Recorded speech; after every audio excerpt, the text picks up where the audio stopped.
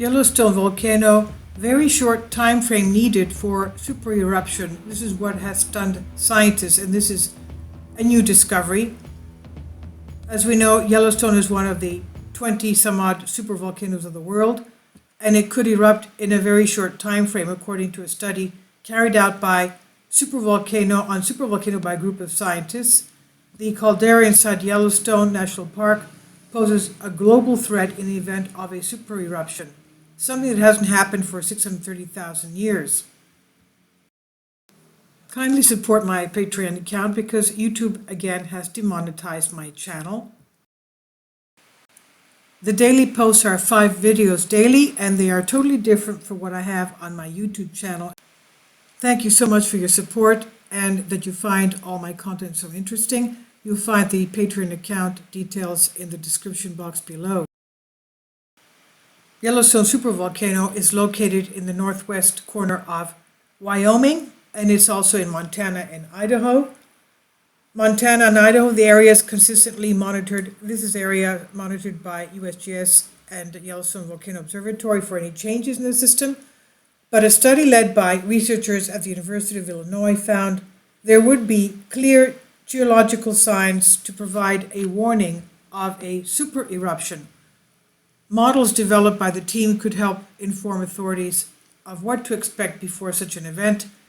Study co-author Professor Patricia Gregg said, traditionally, it's thought that eruptions occur when the pressure caused by hot magma overtakes the strength of volcanoes' roof rock, the roof of the caldera. But supervolcanoes tend to occur in areas of significant tectonic stress where plates are moving towards, past, or away from each other. Professor Gregg teamed up with graduate student Haley Cabanis and fellow geology professor Eric Grossfils. They created a model of regional scale tectonic stresses based on the Taupo volcano in northern New Zealand. Taupo is another supervolcano of the world. Now, their research led them to conclude in the journal Geophysical Research Letters that any type of tectonic stress impacts the stability, of course, of supervolcanoes. Ms. Cabanis said, it does not matter if it's extensional, compressional, or shear stress. Any tectonic stress will help to destabilize rock, triggering eruptions just on slightly different time scales. And she says, the remarkable thing we found is that the timing seems to depend not only on tectonic stress, but also on whether magma is being actively supplied to the volcano. The team analyzed conditions with different magma levels, stress, and tectonic plate movement, and they found that magma chambers remained stable for hundreds to thousands of years, while new magma was being supplied to the reservoir.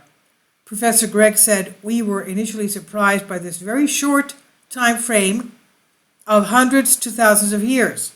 But it's important to realize that supervolcanoes can lay dormant for a very long time, sometimes 1 million years or more. In other words, they may remain stable, doing almost nothing for 999,000 years, and then start a period of rejuvenation leading to a large-scale eruption, meaning, of course, a supereruption. But the results of the study suggest geological evidence to warn of such an impending eruption will occur far in advance of a catastrophic event, and it will be unmistakable. Professor Gregg continued explaining, when new magma starts to rejuvenate a supervolcano system, we can expect to see massive uplift, faulting, and earthquake activity, far greater than the meter-scale events we've seen in recent time. We're talking in the range of tens of hundreds of meters of uplift.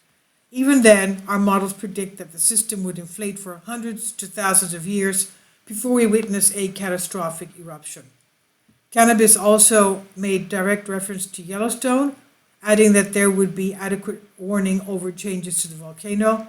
And she said people need to keep in mind that sites like Yellowstone are very well monitored.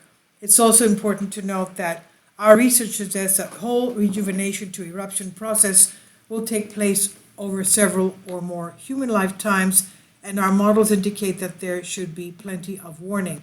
This is on Express UK by Callum Hoare. Now, they're not saying that it's going to erupt. They have no such, they're just saying that what can happen. But the thing is that, let's say we're 1 million or 10 million years away from now. With the technology that we have today, there's no way we could stop a supervolcanic eruption. And as we know, they are almost extinction level events, just like the Tapo volcano was about 27,000 years ago. Please leave your comments. Thank you.